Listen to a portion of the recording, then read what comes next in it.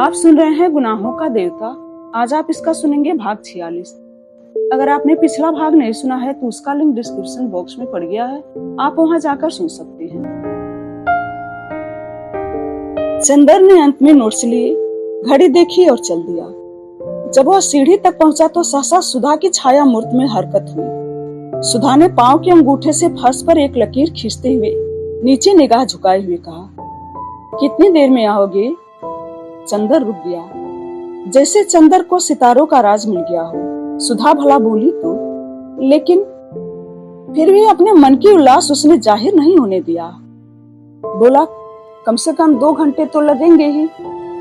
सुधा कुछ नहीं बोली, चुपचाप रह गई। चंदर ने 2 क्षण प्रतीक्षा की कि सुधा अब कुछ बोले, लेकिन सुधा फिर भी चुप। चंदर फिर मुड़ा। क्षण भर बाद सुधा ने पूछा, चंदर और जल्दी नहीं लौट सकते? जल्दी? सुधा अगर कहे तो चंदर जाए भी ना, चाहे उसे इस्तीफा देना पड़े। क्या सुधा भूल गई कि चंदर के व्यक्तित्व पर अगर किसी का शासन है तो सुधा का? वह जो अपनी जिद से उछलकर, लड़कर, रूठकर चंदर से हमेशा अपना मनचाहा करवाती रही है, आज वह इतनी दीनता से, इतनी विनय से, इतने अंतर से और इतनी दूरी से क्यों बात कर रही है कि जल्दी नहीं लौट सकती? क्यों नहीं वह पहले की तरह दौड़कर चंदर का कॉलर पकड़ लेती और मचल कर कहती, ए, अगर जल्दी नहीं लौटे तो? अब तो सुधा बरामदे में खड़ी होकर गंभीर सी, डूबती हुई सी आवाज में पूछ रही है, जल्दी नहीं लौट सकती? चंदर अंदर की उमंग चट्टान से टकराकर बिखर गई। बहुत भारी सी आवाज में पूछा, क्यों? जल्दी लौट आते तो पूजा करके तुम्हारे साथ नाश्ता कर लेते। हाय सुधा, अगर तुम जानती होती कि महीनों बाद चंदर का टूटा और प्यासा मन तुमसे पुराने स्नेह के एक बूंद के लिए तरस उठा है, तो भी क्या तुम इसी दूरी से बातें करती? काश कि तुम समझ पाती, चंदर ने अगर तुमसे कुछ दूरी निभाई भी है तो उससे चंदर खुद कितना बिखर गया है। चंदर ने अपना देवत्व खो दिया है, अपना सुख खो दिया है, अपने को बर्बाद कर दिया है, और फिर भी चंदर के बाहर और शांत और सूखी दिखने वाले हृदय के अंदर तुम्हारे प्यार की कितनी गहरी प्यास धधक रही है। उसके रोम रोम में कितनी जहरीली तृष्णा की बिजलियां कौंध रही है। तुमसे अलग होने के बाद अतृप्त का कितना बड़ा रास्ता उसने आग की लपटों में झुलसते हुए बिताया है।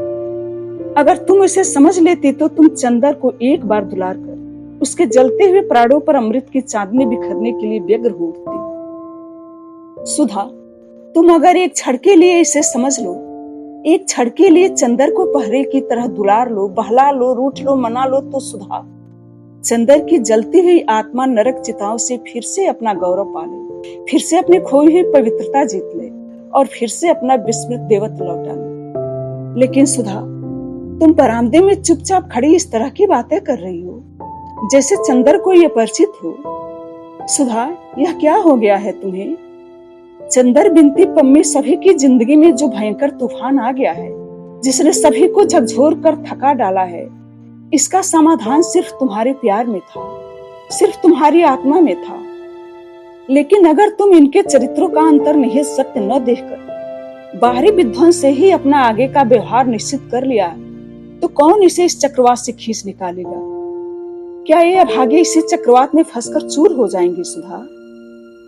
लेकिन सुधा और कुछ नहीं बोली। चंदर चल दिया। जाकर लगा जैसे कॉलेज के परीक्षा भवन में जाना भी भारी मालूम दे रहा था। वह जल्दी से भाग आया। हालांकि सुधा के व्यवहार ने उसका मन जैसे तोड़ सा दिया था, फिर भी जाने क्यों वह आज सुधा को एक प्रकाश पुंज बनकर लपेट लेना चाहता था। चंदर लौट आया तो उसने देखा सुधा उसी कमरे में है। उसने अपने कमरे के एक कोने से दरी हटा दी है, वहां पानी छिड़क दिया और एक कूस के आसन पर सामने चौकी पर कोई पोथी रखी बैठी है। चौकी पर एक श्वेत वस्त्र बिछाकर धूपदानी रखती है जिसमें धूप सुलग रही है। लान से शायद कुछ फूल तोड़ लाई थी जो धूपदानी के पास रखी हुई थी। बगल में एक रुद्राक्ष की माला रखी थी। केवल एक शुद्ध श्वेत रेशम की धोती और एक चोली पहने हुए, पल्ले से बाहों तक ढके एकाग्र मनोयोग से ग्रंथ का पारायण कर रही थी। धूपदानी से धूप रेखाएं मचलती हुई, लहराती हुई उसके कपोलों पर झूलती हुई सूखी रूखी अलकों से उलझ रही थी। उसने नहाकर केस नहीं बांधे थे, चंदर ने जूते बाहर ही उतार दिए और चुपचाप पलंग पर बैठकर सुधा को देखने लगा। सुधा ने सिर्फ एक बार बहुत शांत, बहुत गहरी, आकाश जैसी स्वच्छ निगाहों से चंदर की ओर देखा और फिर पढ़ने लगी। सुधा के चारों ओर एक विचित्र सा वातावरण था। एक अपार्थिव स्वर्गिक ज्योत के रेशों से बुना हुआ झीना प्रकाश उस पर छाया हुआ था। गले में पड़ा हुआ आंचल, पीठ पर बिखरे हुए सुनहले बाल, अपना सब कुछ खोकर विरक्त में खिन्न सुहाग पर छाए हुए वैधव्य की तरह सुधा लग रही थी। मांग सुनी थी, माथे पर रोली का एक बड़ा सा टीका था और चेहरे पर स्वर्ग के मुरझाए हुए फूलों की घुलती हुई उदासी, जैसे किसी ने चांदनी पर हर श्रृंगार के पीले फूल के छींटे दे दिए हों। थोड़ी देर तक सुधा अस्पष्ट स्वरों में पढ़ती रही। उसके बाद उसने पोथी बंद कर रख दी। उसके बाद आंख बंद कर जाने किस अज्ञात देवता को हाथ जोड़कर नमस्कार किया। फिर उठ खड़ी हुई और फर्श पर चंदर के पास बैठ गई। आंचल कमर में खोस लिया और बिना सिर उठाए बोली, चलो नाश्ता कर लो। यहीं ले आओ, चंदर बोला। सुधा उठी और नाश्ता ले आई। चंदर ने उठाकर एक टुकड़ा मुंह में रख लिया, लेकिन जब सुधा उसी तरह फर्श पर चुपचाप बैठी रही तो चंदर ने कहा, तुम भी खाओ। मैं? वह एक फीकी हंसी हंसकर बोली, मैं खा लूं तो अभी कह हो जाए। मैं सिवा नींबू के शरबत और खिचड़ी के अब कुछ नहीं खाती, और वह भी एक वक्त। क्यों? असल में पहले मैंने एक व्रत किया, 15 दिन तक केवल प्रातः काल खाने का। तब से कुछ ऐसा हो गया कि शाम को खाते ही मन बिगड़ जाता है। इधर और कई रोग हो गए हैं। चंदर का मन रोया आया। सुधा, तुम चुपचाप इस तरह अपने को मिटाती रही। मान लिया चंदर ने एक बार खत में तुम्हें लिख ही दिया कि अब पत्र व्यवहार बंद कर दो, लेकिन क्या अगर तुम पत्र भेजती तो चंदर की हिम्मत थी कि वह उत्तर न देता? अगर तुम समझ पाती कि चंदर के मन में कितना दुख है। चंदर चाहता था कि सुधा की गोद में अपने मन की सभी बातें बिखेर दे, लेकिन सुधा कहे, कुछ शिकायत करे तो चंदर अपनी सफाई दे। लेकिन सुधा तो है कि शिकायत ही नहीं करती, सफाई देने का मौका ही नहीं देती। यह देवत्य की मूर्त सी पथरीली सुधा, यह चंदर की सुधा तो नहीं। चंदर का मन बहुत भर आया। उसने रूधे गले से पूछा, सुधा, तुम बहुत बदल गई हो। खैर, और तो जो कुछ है उसके लिए अब मैं क्या कहूँ, लेकिन अपनी तंदुरुस्ती बिगाड़ कर क्यों तुम मुझे दुख दे रही हो? अब यूं ही मेरी जिंदगी में क्या रहा है, लेकिन एक ही संतोष था कि तुम सुखी हो। लेकिन तुमसे मुझसे यह सहारा छीन लिया। पूजा किसकी करती हो? पूजा कहाँ, पाठ करती हूँ चंदर, गीता का और भागवत का, कभी कभी सूरसागर का। पूजा अब भला किसकी करूंगी? मुझ जैसी अभागिन की पूजा कौन स्वीकार करेगा? तब यह एक वक्त का भोजन क्यों? यह तो प्रायश्चित है चंदर। सुधा ने एक गहरी सांस लेकर कहा। प्रायश्चित?